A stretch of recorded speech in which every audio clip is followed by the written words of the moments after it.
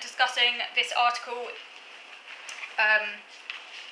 Clinical Situations Which Diagnosis of Autism is Debatable, Sage Journal, September 2021.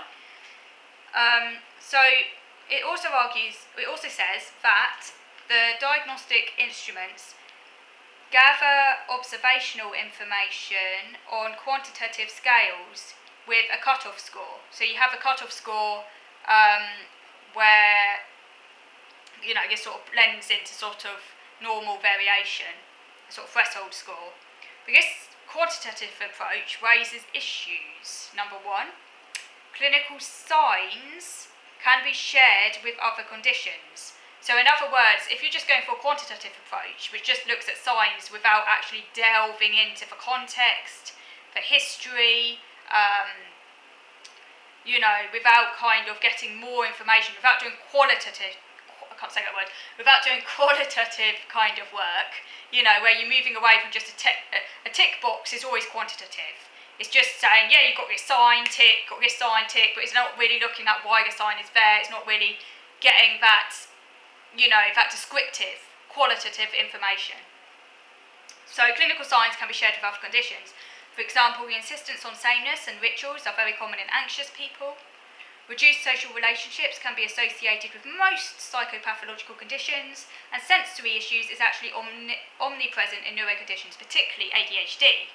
And of course, ADHD as a differential diagnosis with autism can be quite difficult to disentangle, particularly in sort of borderline cases of autism, because if someone has very, very severe ADHD, they will probably have some autistic traits, kind of by definition, and it can be very hard then to tell whether or not this person is actually autistic or whether or not they just have very, very severe ADHD, which kind of gives them some autistic signs.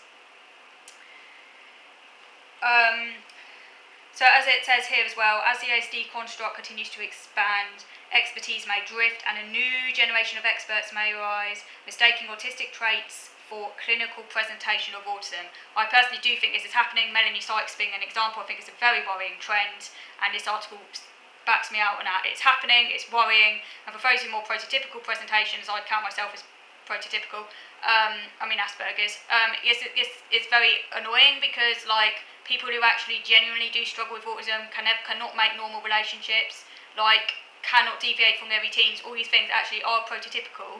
We're kind of basically now, because autism is being so watered down, we're being turfed out, and and if you say now talk about having Asperger's and stuff, or autism, whatever, basically people are like, oh, I know someone with that, you can achieve anything, you can have relationships, maybe one day you'll have a career, you can have a relationship, and I'm like, no, actually, I don't even know how to make friends, So yeah, this is a problem. But like I said, obviously no brain scan, no blood test, even my diagnosis in that respect is provisional. If there was a blood test or brain scan, I'd be straight down there.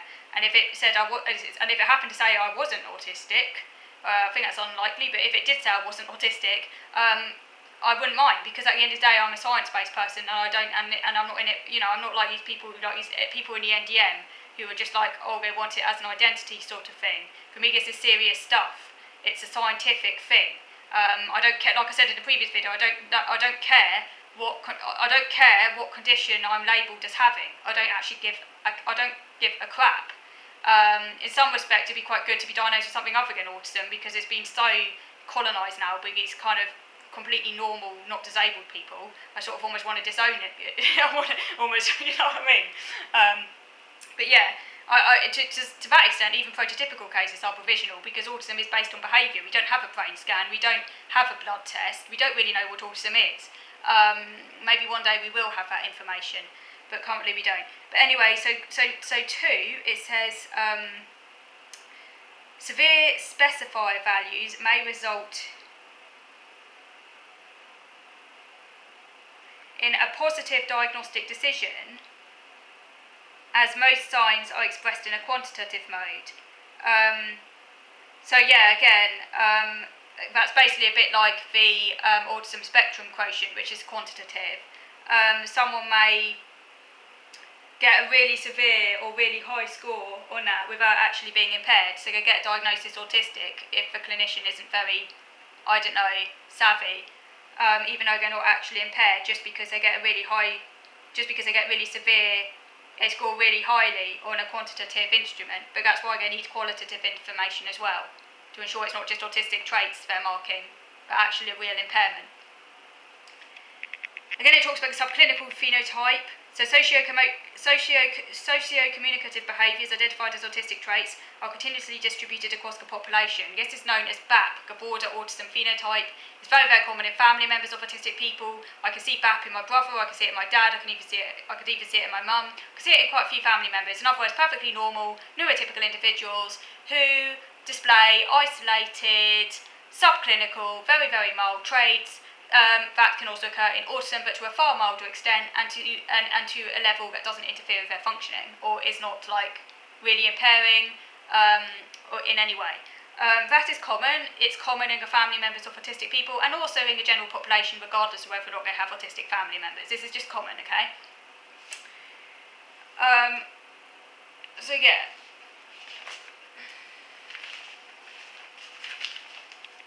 So these features are quantitatively or qualitatively insufficient to reach clinical recognition. So autism spectrum quotient quantifies those traits. That's the Simon-Baron-Cohen scale.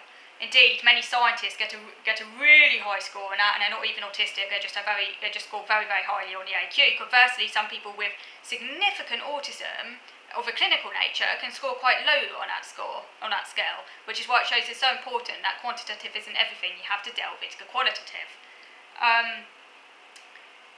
Whether or not subclinical individuals should be considered to belong to the same condition as clinically distinguishable individuals is undecided. Personally, I think no, they shouldn't. They've got no resemblance to someone like me. They're completely neurotypical individuals. They're just in a natural variation part of the continuum. They've got no relation to me. They should not be diagnosed with the same condition as me. End of. Indicators of a genetic predisposition may not straightforwardly correlate with the condition to which it predisposes. For example, there can be cognitive neuroimaging differences from the clinical condition. So in other words, you can see this in family clusters, and I use schizophrenia as an example.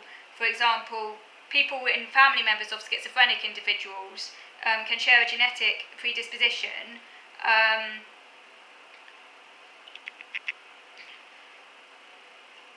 but they might not have the same cognitive they may not share the same cognitive features, or their neuroimaging tests might be different to those with actual clinical schizophrenia. And I think and they're basically saying the same could be true of autism as well.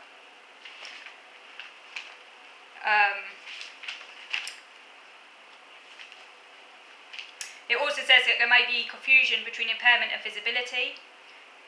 So in other words, just because someone shows very visible autistic traits, they might actually be minimally impaired and they might not actually be autistic. Conversely, someone else might not be that visible to other people and yet might actually have clinical autism and be severely impaired. Although it does say that a certain level of visibility, present or past, should however be required. So even in those who are minimally visible but very, very impaired, in order for them to actually be autistic, not to have another condition, at some point in their development they should have been visible. A bit like I guess when I was at primary school, I was extremely visible to teachers, and even at nursery school, and health visitors and things from a very young age, because I was clearly not normal. So visibility very important, even if a person later on kind of begins to mask or whatever, so becomes less visible, at some point in time it will have been visible. That's very important. And it does say that this watering down of autism risks diverting attention away from those who would benefit the most from support services and things like that, because basically what it does is it implies that autism isn't that serious. Like when all the attention is going to people like Melanie Sykes and these creme de la creme people, no one takes autism seriously anymore, which then makes it even harder, particularly in a climate where they're trying to take services away. It literally makes it even harder for disabled people because no one takes them seriously. Everyone's like, oh, autism isn't a big deal, like you can go to work and stuff. Because obviously autism doesn't stop you working necessarily, obviously, but when you have people like Melanie Sykes, people basically don't see you as basically having any problem, because Melanie Sykes are people like that who are the public face of autism now, which is really wrong. The public face of autism should be really disabled people. It shouldn't be people like Melanie Sykes, that's for sure. Interestingly, it says here at the other end of life, certain adults whose autism diagnosis was given in childhood no longer meet the diagnostic threshold, as I mentioned earlier. I talked about that. And then it says here that the notion of a female profile in autism has gained more ground in the general public. Has gained more ground in the general public than is actually supported by data. I'd agree. Personally, I don't think there is such a thing as a female profile. I think this is leading to loads of people who aren't properly autistic actually getting diagnosed. There's no such thing as a female profile. Autism is autism. End of. Autism is awesome. Being female does not make the presentation any more subtle. It doesn't make you more able to have relationships. Autism is autism. End of. So it talks about developmental transformation, so it talks about maybe the need for regular reassessment. I'd actually quite like to be regularly reassessed, actually, because I don't think diagnoses should always be seen as set in stone. I think regular reassessment is quite good, because it shows, your development and stuff, I certainly think, for children, that's important, though. And when I talk about regular reassessment, though, I'm talking about... I'm not talking about the type of assessments for benefits and stuff like that. If someone's disabled, and it's always going to be disabled. If you ask me, they should be lifelong, but that's another video, because that doesn't make any sense. I'm never going to be able to work. Why do I always have to be reassessed for benefits? That doesn't make any sense. But for actual for actual assessments of conditions and stuff, it could, particularly if someone was diagnosed years and years ago, it can be quite helpful sometimes for someone to have their autism re-looked at just to see where they are and stuff. And that could be quite helpful, actually. But maybe not compulsory, though. It should be optional, because otherwise that would just make people stress. Use of severity score for developmental areas under concern and not for diagnosis, but allow the person to understand their uniqueness. Yeah, I agree.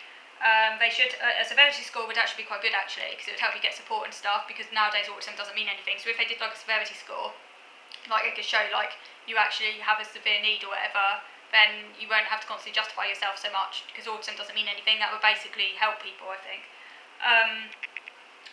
And it also gives new diagnosis of unspecified neurodevelopmental disorder, which, by the way, is a new diagnosis which has entered the DSM-5 for unspecified neurodevelopmental disorder, for those people who don't meet the threshold for any neurodevelopmental condition but clearly have problems. I think that's a great inclusion. I would actually say Manini Sykes probably should be diagnosed with that.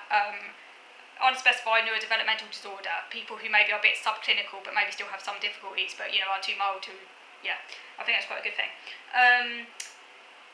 Give more weight to a combination of qualitatively recognised signs, for example, motor stereotypies, odd language, than to quantitative, abstractly defined deficits, because that would help tap into what actually is autism, as opposed to